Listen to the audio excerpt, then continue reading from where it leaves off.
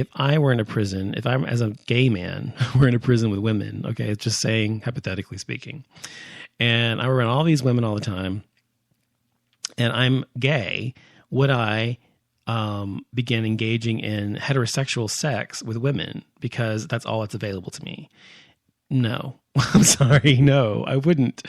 I just wouldn't. I'm not interested in sex with women. It doesn't attract me at all. So for straight men to say, oh, well, I'm in prison and so it's okay for me to have sex with other men, it doesn't make me gay, is kind of a cop out to me. Now, of course, men and women are different, and gay men and straight men are different, I guess, but I don't get it. I mean, to most men, if you're getting blown by somebody, getting a blowjob from somebody, it doesn't matter who it is to most men. Most men, if you're fucking a hole, it doesn't matter if it's a man's hole or a woman's hole or a hole in the wall or a cantaloupe or what the fuck ever, or an apple pie.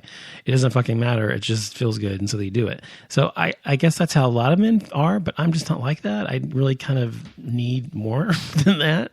And maybe I'm different, but, I'm a guy, I'm a gay guy, definitely through and through. I'm definitely not interested in pussy. Never have been, never will be in any shape or form. The only pussy I ever want to see in my life is the one I came out of, and never see another one again. Okay. So anyway, I just think it's weird, but in the show Oz, of course, there's lots of gay sex going on. And, there's a skinhead who's has this, that's the other thing, this skinhead who's like he's an Aryan, Aryan power leader dude. And he makes this guy his bitch, basically, and makes him have sex with him, and he fucks him with the ass and everything else, and he makes him wear makeup if he wants him to, and just treats him badly, and he has to do whatever he says or whatever.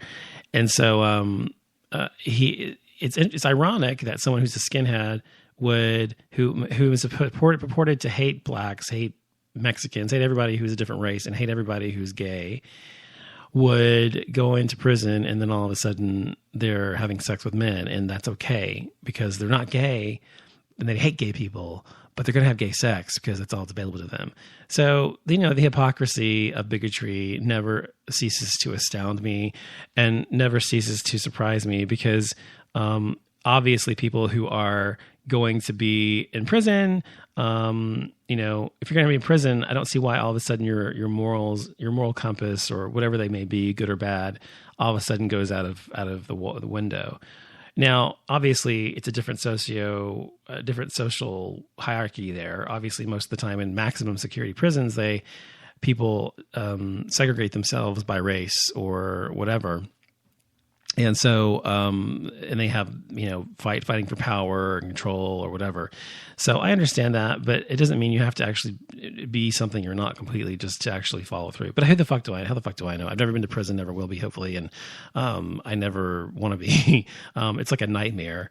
Like some gay guys are like, oh, that'd be so hot. All those gay people, all those guys around you. What the fuck ever? It's disgusting. I wouldn't want to be all these gross, disgusting prison people. Just is not something. It's never appealed to me like that. It doesn't appeal to me at all. To me, they look grimy, gross, and also beyond just the way they look. To me, I'm not interested. I'm not attracted to someone who is like a gang banger or whatever. It's never been. I mean, there's a lot of gay guys who are attracted to that whole look or whatever, but I've never been into that. I've never been into that look, that thug look or whatever. It just turns me off. It's the complete opposite. I like clean cut guys. I like, I like some edgy guys. I like, gothy guys is okay. I like guys with tattoos. Sometimes that's okay too. But, when you get to the point where it's somebody who's like totally, just like gangbanger, the personality, not just the way they look, but the personality, and they have no aspirations for anything other than just being in prison or always trying to do the next con or something like that. No, not interested. Never have been, never will be. And that's the thing about me too, is that I don't think a lot of gay guys or people in general are like this. What you're attracted to is not just about not just about the physical attraction. It's about a combination of things. That's how I am. I've said before, I've met guys whom are incredibly drop dead gorgeous, whom I was completely not attracted to at all. I was initially attracted to, and then once they opened their mouths, that was like, okay, no, because they were really stupid or just had, really narcissistic or or had a huge ego, or whatever the case may be. Those were all turnoffs for me too. Or they were just really dumb, and intelligence is very, very attractive to me, as is sense of humor. And of course, kindness. Those are the things that I'm most attracted to in people. And that's why I have my husband, because he is all those things. So, I'm fortunate to have him. But, anyway, so I don't know why people are attracted to people that way, but they are. Speaking of, I was speaking earlier about Dallas, the Dallas gay scene. There's a drag queen here. Her name's Cassie Nova, and she has a new column in the Dallas Voice. By the way, I don't know if you know the Dallas Voice. The Dallas Voice is the gay rag here in Texas, or in Dallas rather. It's pretty well respected gay newspaper. It's been around for a long time. I think about as long as I have been alive. 40 years or whatever, 35, 40 years, something like that. And it's I've been in the Dallas Voice when I started the gay fraternity at SMU in the 90s. And for something else, I was there for something else too. Oh, and of course, when I got married, put an announcement in there or whatever. So it's sort of like, it's the gay community newspaper in Dallas. Anyway, so Cassie Nova is a drag queen, and she's been around since I was going to the bars and clubs in the early 90s here in Dallas. So she's been around about as long as I've been going to the clubs, and she's about the same age I am. Well, maybe a year or two older, and she's really hilarious. She's she's just really funny. But anyway, she has her own advice column now in the Dallas Voice. So if you want to ask Cassie Nova a question, you can send an email to askcassienova@gmail.com. It's ask CASSIENOVA@gmail.com, and tell her that I from the Off Limits show sent you. But anyway, she's pretty funny, and I find her to be pretty cool. And drag queens are awesome. I love drag queens because I find them to have a freedom that a lot of people don't have, to be able to say whatever the fuck they want, and just kind of to allow the merging of their feminine side and their gay side together, and putting it into this persona. And I find it to be kind of interesting from a sort of a from an anthropology standpoint or something. It's interesting to me.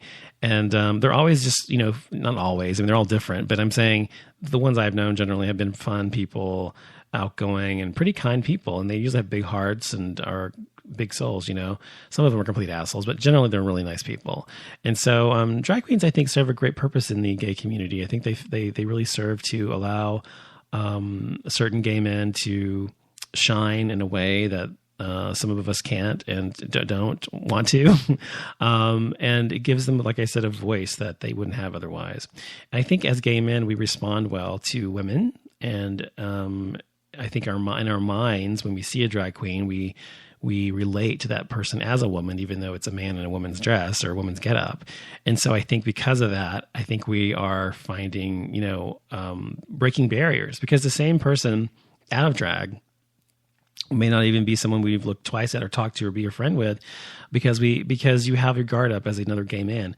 And, gay men, just like heterosexual men, have a guard between ourselves. I don't know if it's competition or what it is necessarily, or fear or fear of rejection. But, gay men in general have this sort of wall, at least here in Dallas specifically, and most of the world I've been around that I've noticed this. But and when it comes to women, we don't have that same guard because we're not threatened by them. The same way, I guess, a heterosexual woman's not threatened by a gay man is not threatened by a heterosexual woman or a drag queen or a lesbian necessarily. So I think it's just about that. And I think we don't have that same sense of competition. So when it's a man in a woman's dress, we don't have that fear, and we're allowed to kind of relate to them. And so you have the best of both worlds. You have the best of the gay guys coming out and relating to the best of this drag queen. I think it's fantastic. I love drag queens. What else did I want to talk about on Gay Mass tonight? This mom had found some gay porn search requests on her son's cell phone. He was 10 years old, and she had found some search requests on there. And what had happened is he was looking for something about Minecraft, a game he played, and he was trying to find how to change the underwear color of the character he was playing in the game Minecraft. And so he searched on his iPhone for underwear Minecraft change or something like that.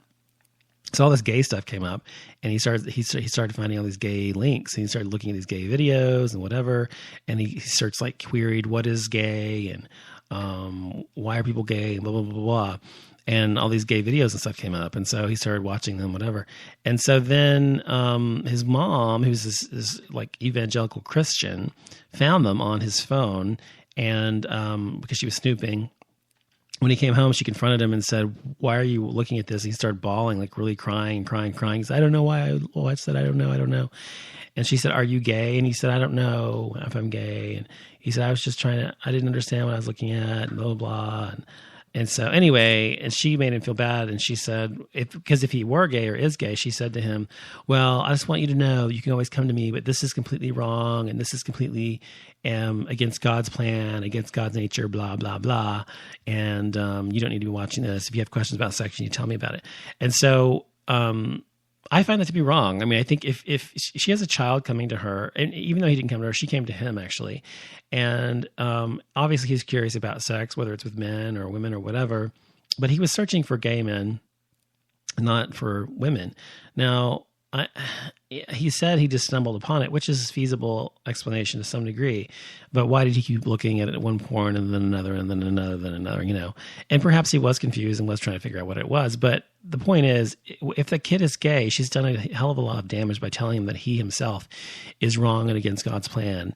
And this is the problem with people who are Christian and have a huge religious belief system based on bullshit, basically. But anyway, based on what they've been taught rather than what is in front of them, the reality and the scientific reality of what's in front of them. Maybe she may have a gay son. And so she needs to instead saying, in my opinion, instead of saying to him, this is wrong and gross and against God's plan, she should say, well, if you are gay, that's fine. That's who you are. If you're not gay, that's fine too. Just be who you are. But whichever the case is, come to me to talk about sex. Don't go on the internet about it. So that part I agree with. He should come to her or whatever instead of, because the internet can confuse him, especially if he's watching porno movies or whatever. So instead of admonishing him for possibly being gay or thinking about being gay or watching gay porn, she should ask him if he's gay, and if he is, say it's okay, and if he's not gay, then that's okay too. But whatever the case is, she's going to love him unconditionally, and that's the love of a true mother, not someone who says, well, if you are gay, you're against God's plan. Fucking bitch. Okay, so that's all I have to say for tonight of the show. I just want to do a quick show. Be sure and tune in on Wednesday for Gay Mass when I interview Journey Rain, the lesbian songstress from Dallas. And you can check out her music as well on iTunes, Journey Rain, JURNI. RAINE, and she's awesome. So you can also, she has a website as well. I think it's journeyrain.com, but I'll be sure to tell you all that information on Wednesday. So thanks for listening to the show. I'll be back on Wednesday, and have a good night.